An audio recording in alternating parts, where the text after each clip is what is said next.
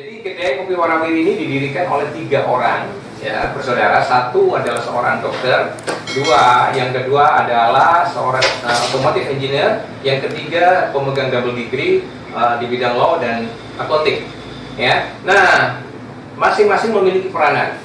Yang dokter itu berperan dalam konteks quality control-nya.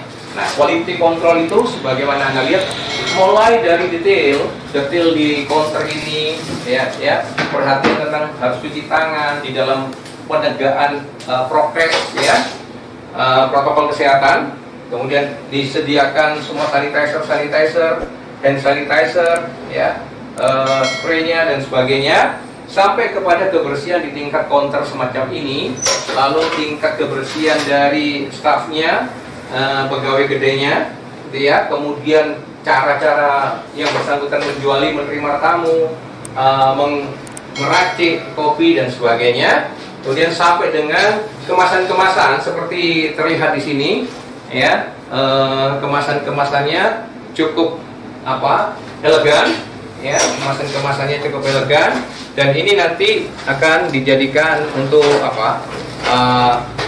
dalam rangka lebaran ya, isinya 1 liter, ini seharga 125.000, baik yang bisa 2 rasa maupun 4 rasa ya. Ini contoh-contoh tentang quality controlnya.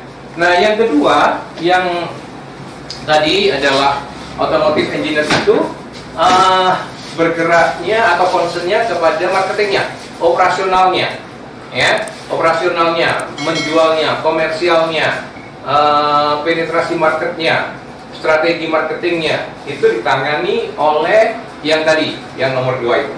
Nah, yang nomor 3 yang tadi saya katakan sebagai pemegang double degree untuk law dan accounting itu concern kepada business administration-nya, yaitu yang terkait tentang akuntansinya, tentang legalitasnya ya, tentang bagaimana menghitung cost of goods sold-nya ya, harga pokok, kemudian profit and loss-nya dan sebagainya. Itu menjadi concern dari yang nomor 3 tadi ya.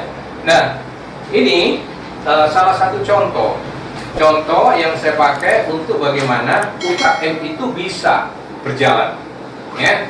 Nah, kita tahu bahwa di dalam undang-undang Cipta Kerja atau Omnibus Law ini, political will dari Presiden sudah sangat nampak ya. Visi Presiden dalam keberpihakan terhadap UKM dan koperasi sangat nampak. Nah, di sini terkait dengan UKM itu ya, dimulai dari tentang kemudahan dan perlindungan usaha UMKM dan koperasi ya, diatur di sini. Kemudian tentang bagaimana koperasi sekarang ini nggak lagi, atau menurut Undang-Undang Cipta Kerja ini tidak lagi dibedakan ke dalam 3 jenis, tetapi koperasi bisa berdiri langsung sebagai koperasi tunggal, artinya sebagai koperasi yang serba usaha ya, gitu. Kalau dulu kan ada dibeda-bedakan, ada konsumen, produsen, dan ada simpan pinjam. Tapi sekarang di dalam undang-undang ini tidak demikian, bisa langsung satu. Nah, UKM ini diharapkan justru membentuk koperasi ya, agar posisinya itu jauh lebih kuat. Ingat, kalau satu lidi itu agak kurang kuat, tapi kalau banyak lidi diikat menjadi satu, dia menjadi lidi yang kuat, menjadi satu lidi yang kuat ya. Satu sebatang lidi tidak bisa dipakai untuk nyapu dan fungsi-fungsi yang lain, tetapi kalau lidi-lidi yang banyak itu diikat menjadi satu, maka dia bisa berguna lebih banyak, lebih maksimal, lebih optimal, yaitu pakai untuk nyapu, untuk bersih-bersih dan lain sebagainya. Nah, itu filosofinya kira-kira kenapa pemerintah melalui Undang-Undang Cipta Kerja ini mengharapkan, mendorong agar UKM-UKM itu justru menyatukan diri menjadi koperasi, membentuk satu koperasi ya. Nah, di dalam berkoperasi itu sudah ada banyak kemudahannya ya, izin pendiriannya, kemudian permodalan dan sebagainya, semua disederhanakan. Lalu hal-hal yang lain juga diatur di sini, menyangkut tentang kewajiban dari pemerintah pusat atau pemerintah daerah untuk memberikan pembiayaan, menyediakan pembiayaan ya. Dikatakan dengan eksplisit di sini pemerintah pusat dan pemerintah daerah menyediakan pembiayaan bagi UMKM itu deh. Ya, itu contohnya. Nah, demikian juga dengan kemudahan izin yang tadi saya katakan, gitu. Pemerintah pusat dan pemerintah daerah sesuai dengan kewenangannya memberikan insentif dalam bentuk kemudahan persyaratan perizinan, keringanan tarif sarana dan prasarana, dan bentuk insentif lainnya.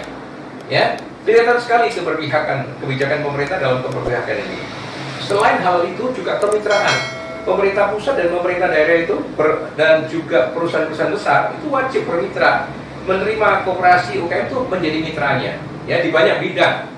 Untuk ada inti plasma, subkontrak, walala, perdagangan umum, ya, distribusi dan keagenan, rantai pasok, bentuk-bentuk kemitraan lain. Ini kan sesuatu yang keharusan, ini kewajiban. Ya, sehingga dengan demikian koperasi UMKM tidak boleh takut untuk kehilangan bisnis karena ada jaminan kemitraan. Lalu di hal-hal yang lain yang juga perlu saya tunjukkan di sini tentang kemitraan tadi, dikatakan bahwa justru pemerintah pusat dan pemerintah daerah sesuai dengan kewenangannya wajib memfasilitasi, mendukung, dan menstimulasi kegiatan kemitraan UMKM dengan koperasi. Itu ya, ingat, UMKM dengan koperasi. Ya, untuk tujuan apa? Meningkatkan kompetensi dan level usaha. Jadi sekali lagi, kalau di satu kurang kuat, tapi kalau banyak diikat, dia akan bisa cepat kuat, bertumbuh, levelnya akan naik, gitu ya. Kompetensinya akan naik karena di sana bisa ada pendidikan, pelatihan, dan lain sebagainya. Ya, lalu kemudian kemudahan izin berusaha tadi yang saya sudah singgung bahwa memang konteksnya pemerintah pusat dan daerah sesuai dengan kewenangan wajib melakukan pembinaan dan pendaftaran. Ya, sekarang nanti ke depan tidak akan ada lagi itu UMKM yang misalnya liar dan sebagainya, bisa terdata dengan baik dan dengan terorganisir, ya, bisa menjadi satu UKM yang bagus. Nah, koperasi itu bisa nanti akan menjadi semacam Indonesia Incorporated bagi UKM-UKM itu. Ya, kalau perusahaan-perusahaan besar itu mungkin kalau mereka merger akuisisi atau menjadi holding atau menjadi mereka bersinergi satu dengan yang lain, itu tentu menjadi incorporated yang besar. Tapi UKM yang menyatu di dalam koperasi juga bisa, ya, jangan salah, bisa menjadi hebat dan besar, bahkan bisa memiliki aset dan bisnis yang sifatnya triliunan kalau dia menyatukan diri dalam bentuk koperasi, karena itu nanti bisa menjadi Indonesia Incorporated di sana. Ya, kita bisa membina sampai ke sana. Juga selain pembiayaan itu di bidang pajak pun akan disederhanakan. Ya, sekarang fasilitas pajak UMKM itu misalnya hanya 0,5%. Tetapi juga yang perlu saya berikan catatan ini adalah terkait PB1 yang masih 10%. Ya, ini tentu harus ditinjau. Ya, pemerintah daerah ini jangan membebani PB1-nya 10%, nanti kan sama aja bohong tuh. Kuliner-kuliner UMKM semacam ini akan membayar pajak 10,5% judulnya, gitu loh. Kalau pajak PPH pusatnya 0,5, lalu sementara pajak daerahnya PB1-nya 10%, ya sama aja bohong. Ya. Nah, hal lain lagi yang perlu dipahami, diketahui adalah saat ini pemerintah itu sudah menyiapkan ada satu pasal tentang dana alokasi, bantuan dan pendampingan hukum, pengadaan barang dan jasa, sistem aplikasi, pembukuan, pencatatan keuangan, dan inkubasi. Ini penting sekali. Persoalan salah satu kelemahan di UMKM adalah persoalan di pembukuan. Ingat ya, undang-undang ini berbicara tentang aplikasi pembukuan, bukan aplikasi accounting. Tolong dibedakan. Ini banyak orang awam tidak bisa membedakan antara pembukuan. Artinya yang saya mau katakan adalah persoalan pembukuan ini jauh lebih mudah dari persoalan akuntansi. Ya, jadi jangan nanti seakan-akan UMKM koperasi itu terbebani dengan satu sistem accounting yang begitu rumit, ya, begitu komplikated. Tidak. Di sini hanya justru disediakan aplikasi pembukuan, ya, atau pencatatan. Itu jauh lebih sederhana, ya, jauh lebih simple, gitu ya. Lalu bantuan dan pendampingan hukum. Nah, minggu lalu saya sudah langsung kontak dengan ASDEP, Kementerian Koperasi, di bidang yang ditunjuk untuk menjadi asisten deputy di bidang bantuan dan pendampingan hukum ini, ya, Ibu Evi Nasution. Beliau mengatakan bahwa sedang menunggu peraturan Menteri Keuangannya. Jadi kita tunggu saja secara teknis ini. Nah, saya menghimbau ini teman-teman UKM yang lain, koperasi yang lain, kalau memerlukan hal-hal pemahaman lebih jauh terkait UMKM dan koperasi, sebagaimana dituangkan di dalam Omnibus Law atau di dalam Undang-Undang Cipta Kerja ini, supaya mereka memahami dengan lebih, jangan takut menghubungi ke saya. Saya akan memberikan bantuan, edukasi, advokasi, baik menyangkut hukumnya, strategi marketing, pembiayaan, dan lain-lain sebagainya. Dan saya akan bekerja sama nanti dengan Kementerian Koperasi, ya, supaya akan terjadi satu peningkatan yang cepat, ya.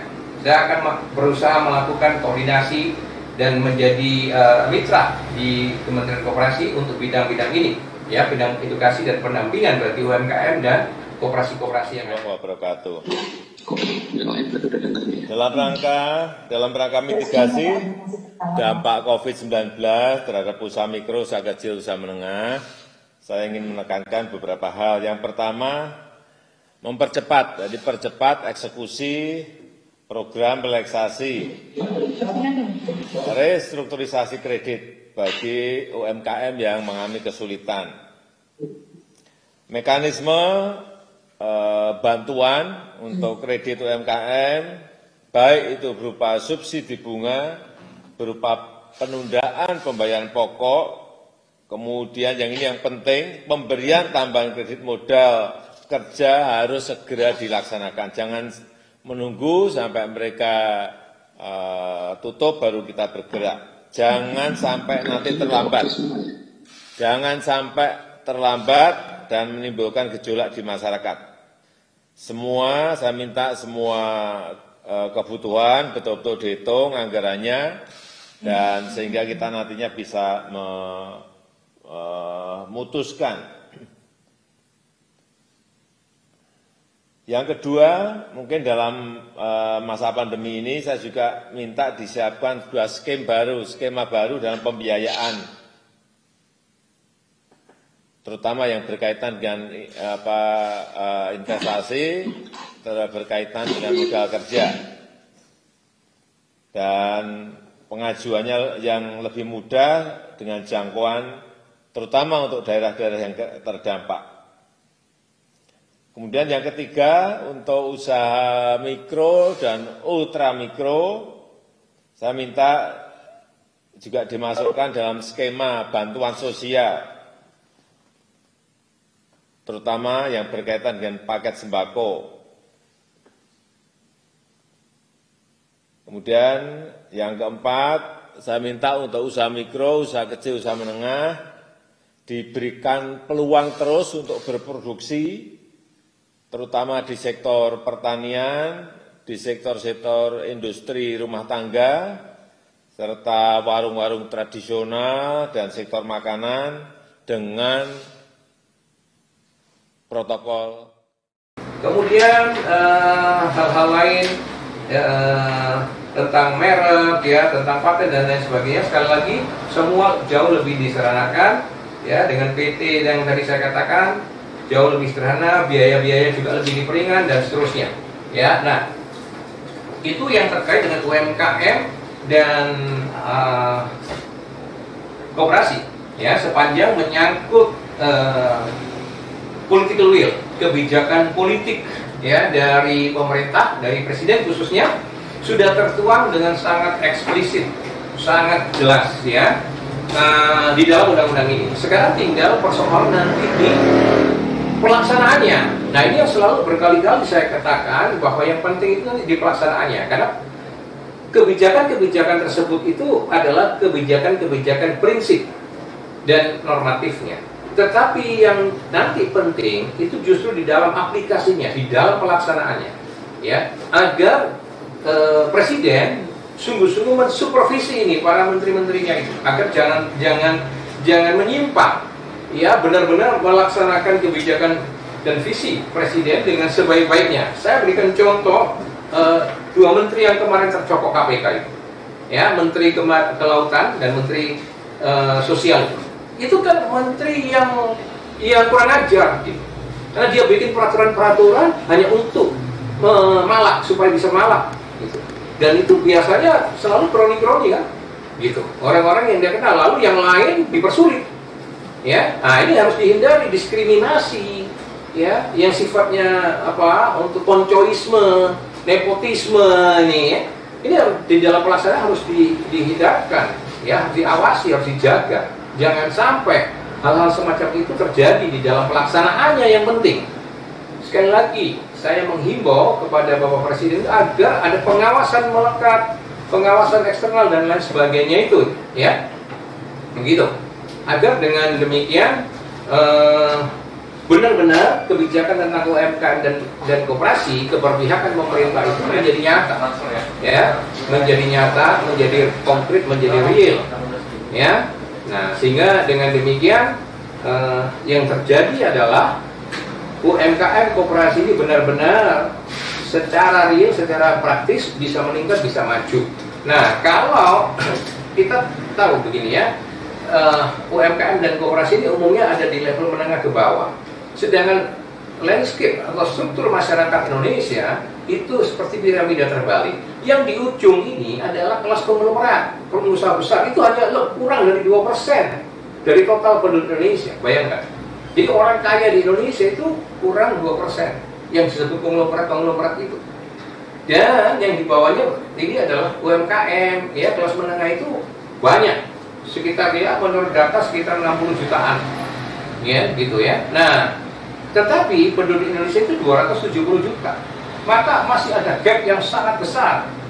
Sebuah negara hanya bisa menjadi negara yang sejahtera, menjadi welfare state, menjadi negara yang makmur, manakala struktur masyarakatnya, jumlah masyarakat menengah dan sampai ke atasnya itu lebih banyak. Entrepreneurnya, jumlah wira swasta lebih banyak lagi. Nah, sehingga kalau kelas menengah ini bisa naik terus ke atas, maka mendorong menjadikan jumlah yang di atas lebih banyak. Ya, diharapkan yang dari kelas kecil ke menengah ke kelas besar, sehingga jumlah kelas besar semakin banyak, jumlah menengah semakin banyak, ya, pengangguran semakin sedikit, orang miskin semakin sedikit, otomatis ya Indonesia secara gradual ya pasti akan bisa lebih sejahtera, bisa lebih makmur. Nah, tinggal persoalannya nanti keadilan ekonomi, ya, keadilan sosial ini harus betul-betul menjadi fokus, menjadi perhatian. Makanya tadi jangan sampai terjadi di dalam praktek, di dalam pelaksanaan ini kok KKN masih diberikan tempat, harus digaspol itu pemberantasan KKN itu. Ya, jangan sampai nanti ada menteri-menteri dan pelaksana pejabat-pejabat di bawahnya ini yang diskriminatif, ya, yang parsial sifatnya, tidak imparsial di dalam melaksanakan kebijakan ini. Ini harus diawasi. Saya himbau semua masyarakat ikut mengawasi ini, ya, LSM dan sebagainya ikut mengawasi kebijakan pemerintah yang pro UKM dan koperasi ini agar betul-betul di dalam pelaksanaannya itu betul-betul efektif, ya, fair, ya, betul-betul fair, benar-benar dijamin tidak ada hal-hal yang sifatnya diskriminatif. Kan itu yang penting, ya. Nah, dengan demikian kalau nanti meningkat itu jumlah masyarakat menengah ke atas yang meningkat dan sebagainya, sekali lagi Indonesia akan menuju kepada negara kesejahteraan. Karena sebuah negara itu akan bisa menjadi makmur sejahtera kalau semakin banyak itu entrepreneurnya, wira swastanya, ya. Dan dengan itu, ini pula saya menghimbau agar generasi muda itu menjadi anak-anak muda seperti ini, yang artinya apa, orientasinya sekarang cara berpikirnya itu ke wira swasta, nggak lagi berpikir menjadi pegawai, bahkan pegawai negeri dan sebagainya. Itu sudah kebanyakan, ya. Mulailah berpikir menjadi wira swasta, jangan berpikir sebagai pegawai negeri terus, ya. Mentalitas masyarakat kita terus terang masih banyak sekali yang mengharapkan anak-anaknya menjadi pegawai negeri itu. Nah, ini udah kebanyakan dan banyak mubasirnya. Jauh lebih bagus sekarang didorong menjadi wira swasta, ya. Nah, dengan demikian Indonesia akan lebih cepat bangkit. Yang penting adalah dijaga sekali lagi pelaksanaan tidak diskriminatif, tidak ada KKN. Kalau ada KKN digaspol, disapu bersih, ya. Kita mendukung pemberantasan tindak pidana korupsi oleh KPK. Ya, KPK kita harapkan betul-betul memiliki tarif, ya, tunjukkan tarifnya. Ingat, dan Presiden juga sudah berjanji yang pejabat-pejabat yang neko-neko, yang macam-macam akan beliau gigit sendiri. Nah, tolong nih Pak Presiden agar benar-benar direalisasikan janji itu. Bagi menteri-menteri ke bawah yang kurang ajar, yang neko-neko, yang masih macam-macam, yang mempersulit, yang diskriminasi, gadget sendiri, Pak Presiden. Saya ini terus terang juga alumni dari relawan, ya. Kami akan ikut mendukung. Dari luar, kami akan ikut mendukung. Kami tidak segan-segan juga. Kami akan melaporkan, kami akan tuntut pejabat-pejabat yang diskriminasi, yang masih KKN. Ungkap saja itu, ya, supaya kesejahteraan cepat merata. Ya, lalu apa yang terjadi sekarang kemudian edukasi kepada generasi muda, ya, supaya di bidang bisnis dan sebagainya ini, di bidang perdagangan internasional itu juga digalakkan, ditingkatkan. Sekali lagi lembaga kami Akademi Hukum dan Bisnis Indonesia sudah menyediakan semua sarana-sarana pendidikan vokasi itu. Nah, semoga ini semua menjadi contoh dan bisa menjadi hal yang positif. Ya, terima kasih dan salam sehat.